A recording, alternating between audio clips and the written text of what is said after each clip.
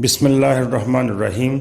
अस्सलामु अलैकुम। जी आया ਨੂੰ ਰੈਕਸ ਕਿਚਨ ਵਿੱਚ ਸਾਰੇ ਦੋਸਤਾਂ ਨੂੰ ਖੁਸ਼ ਆਮਦੀਦ। ਰੈਕਸ ਕਿਚਨ ਵਿੱਚ ਅੱਜ ਅਸੀਂ ਬਣਾ ਰਹੇ ਹਾਂ ਐਗ ਬ੍ਰੈਡ ਕਟਲੈਟਸ, ਯਾਨੀ ਕਿ ਅੰਡਾ ਲਗਾ ਕੇ ਬ੍ਰੈਡ ਦੇ ਕਟਲੈਟਸ ਬਣਾ ਰਹੇ ਹਾਂ। ਨਾਸ਼ਤੇ ਵਿੱਚ ਜਦੋਂ ਸਾਦਾ ਬ੍ਰੈਡ ਖਾਣ ਨੂੰ ਦਿਲ ਨਾ ਕਰੇ ਤਾਂ ਫਿਰ ਤੁਸੀਂ ਇਸ ਤਰ੍ਹਾਂ ਕਟਲੈਟਸ ਬਣਾ ਲਓ। ਇਸ ਕਟਲੈਟਸ ਨੂੰ ਬੱਚੇ ਬੜੇ ਸ਼ੌਕ ਨਾਲ ਖਾਂਦੇ ਆ ਅਤੇ ਤੁਸੀਂ ਜ਼ਰੂਰ ਇਹਨੂੰ ਟਰਾਈ ਕਰਿਓ। ਬ੍ਰੈਡ ਦੇ ਕਟਲੈਟਸ ਬਣਾਉਣੇ ਵੀ ਬਹੁਤ ਆਸਾਨ ਹੈਗੇ ਅਤੇ ਆਓ ਫਿਰ ਇਹਨੂੰ ਸ਼ੁਰੂ ਕਰੀਏ ਕਿ ਕਟਲੈਟਸ ਅਸੀਂ ਕਿਸ ਤਰ੍ਹਾਂ ਬਣਾਉਣੇ। ਸਭ ਤੋਂ ਪਹਿਲੇ ਅਸੀਂ ਇੱਕ ਟਮਾਟਰ ਬਾਰੀਕ ਚਾਪ ਕਰ ਲਵਾਂਗੇ। ਉਹਦੇ ਨਾਲ ਸਾਨੂੰ 5-6 ਅੰਡੇ ਚਾਹੀਦੇ ਆ। ਇੱਕ ਪਿਆਜ਼ ਬਾਰੀਕ ਚਾਪ ਕਰ ਲੈਣਾ।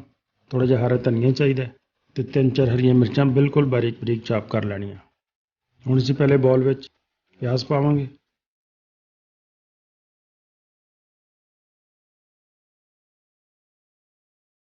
ਉਸ ਤੋਂ ਬਾਅਦ ਬਾਰੀਕ ਕੱਟੇ ਹੋਏ ਟਮਾਟਰ ਪਾ ਲਓ।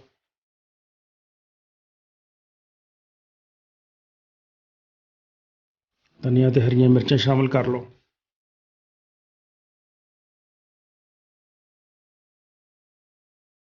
ਅਤੇ ਇਸ ਦੇ ਨਾਲ ਅੱਧੀ ਚਮਚ ਲਾਲ ਮਿਰਚ ਦੀ ਅਤੇ ਚਮਚੀ ਦਾ ਚੌਥਾ ਹਿੱਸਾ ਹਲਦੀ ਦਾ, ਅੱਧੀ ਚਮਚ ਗਰਮ ਮਸਾਲਾ, ਅੱਧੀ ਚਮਚ ਕਾਲੀ ਮਿਰਚ ਅਤੇ ਅੱਧੀ ਚਮਚ ਨਮਕ ਦੀ ਪਾ ਕੇ ਇਹ ਸਾਰੇ ਮਸਾਲਿਆਂ ਨੂੰ ਅੱਛੀ ਤਰ੍ਹਾਂ ਹੱਲ ਕਰ ਲਓ।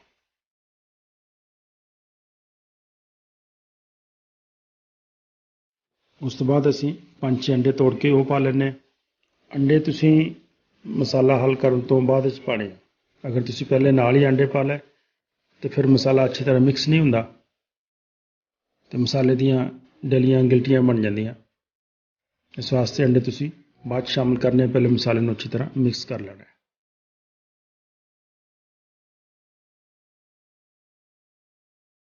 ਇਹ ਅੰਡੇ ਦਾ ਮਿਕਸਚਰ ਸਾਡਾ ਤਿਆਰ ਹੋ ਗਿਆ।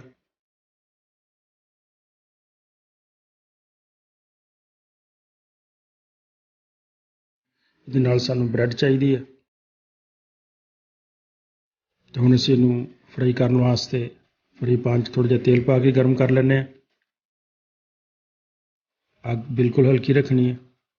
ਬ੍ਰੈਡ ਦੇ ਪੀਸਾਂ ਨੂੰ ਅੰਡੇ ਵਿੱਚ ਇਸ ਤਰ੍ਹਾਂ ਡੁਬੋ ਕੇ ਅੱਛੀ ਤਰ੍ਹਾਂ ਦੋਨਾਂ ਸਾਈਡਾਂ 'ਤੇ ਅੰਡਾ ਲਗਾ ਲੈਣਾ। ਅੰਡਾ ਲਗਾ ਕੇ ਅਤੇ ਅਸੀਂ ਬ੍ਰੈਡ ਦੇ ਪੀਸ ਫਰਾਈ ਪੈਨ 'ਚ ਪਾ ਕੇ ਅਤੇ ਫਰਾਈ ਕਰਾਂਗੇ। ਅੱਗ ਹਲਕੀ ਰੱਖਣੀ ਬਹੁਤ ਜ਼ਰੂਰੀ ਹੈ। ਅਗਰ ਅੱਗ ਤੇਜ਼ ਹੋਈ ਤਾਂ ਤੁਹਾਡੇ ਪੀਸ ਬਿਲਕੁਲ ਸੜ ਜਾਣੇ ਆ ਬ੍ਰੈਡ ਦੇ।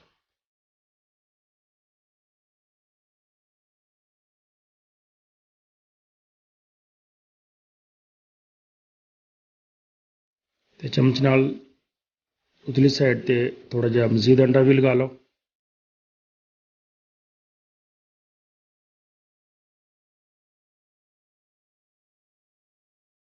ਸਾਈਡ ਤਬਦੀਲ ਕਰ ਦਿਓ।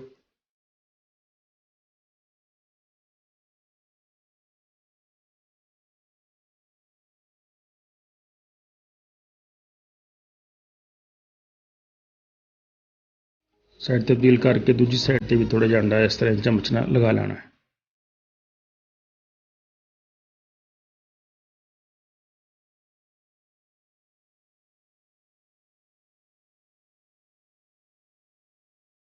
ਫਿਰ ਇਹ ਸਾਈਡ ਤਬਦੀਲ ਕਰ ਦੇਣੀ ਹੈ।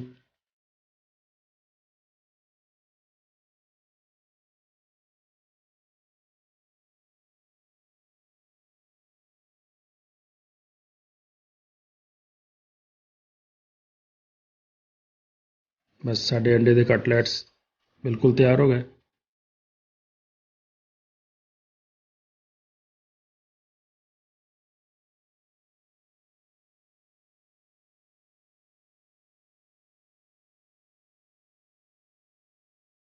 ਬ੍ਰੈਡ ਦੇ ਪੀਸਾਂ ਨੂੰ ਦਰਮਿਆਨ 'ਚੋਂ ਕੱਟ ਲਓ ਅਤੇ ਕੱਟ ਕੇ ਪੇਸ਼ ਕਰੋ। ਮੇਰੀ ਵੀਡੀਓ ਦੇਖਣ ਦਾ ਬਹੁਤ ਸ਼ੁਕਰੀਆ। ਉਮੀਦ ਹੈ ਤੁਹਾਨੂੰ ਵੀਡੀਓ ਅੱਛੀ ਲੱਗੀ ਹੋਏਗੀ। ਵੀਡੀਓ ਅੱਛੀ ਲੱਗੇ ਤਾਂ ਜ਼ਰੂਰ ਦੋਸਤਾਂ ਨਾਲ ਸ਼ੇਅਰ ਕਰਿਆ ਕਰੋ ਅਤੇ ਨਾਲੇ ਕਮੈਂਟਸ ਬਾਕਸ ਵਿੱਚ ਆਪਣੇ ਖਿਆਲਾਂ ਦਾ ਇਜ਼ਹਾਰ ਵੀ ਕਰਿਆ ਕਰੋ। ਵੀਡੀਓ ਦੇਖਣ ਦਾ ਬਹੁਤ ਸ਼ੁਕਰੀਆ। अस्सलाम वालेकुम।